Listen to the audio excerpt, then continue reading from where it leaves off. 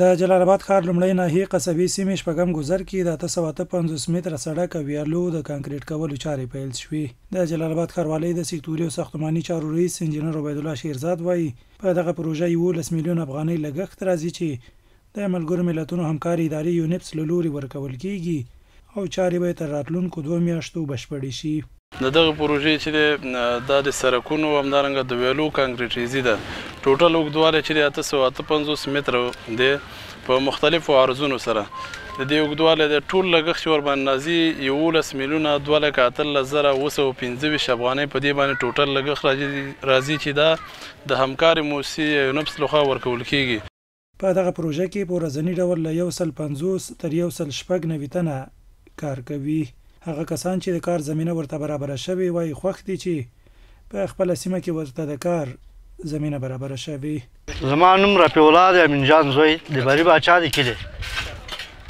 زه په دې کار باندې ډېر خوشحاله یم چې خپل وطن کې هم کار کوو هم خدمت کوو. غوښتنه مې د دولت څخه دا ده چې ځوانانو ته باید د کار زمینه نور هم برابر کړي او ځوانانو ته باید کار وشي او ځوانان دغسې باید په کار وګمارل شي چې تر څو زړه ښه نه کړي چې خارج ملکونو ته لاړ شي، خپل هیواد کې کار وکړي، خپل هیواد کې خدمت وکړي او خپل هیواد جوړ کړي.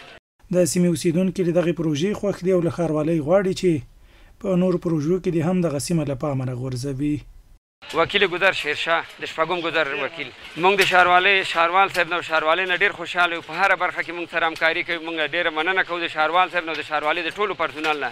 او زموږ نورې کوڅې هم شته چې موږ ډېرې خامه پاتې دي چې که ښاروال صاحب دې ته هم توجه وکړي او ناحیې ته موږ د خپل راپورونه ورکړي سکتوري رئیس صاحب سره ټولو ته هم ورکړي، که دې کې موږ سره کومک وکړي دا سرکونه زموږ ټول پاخه شي.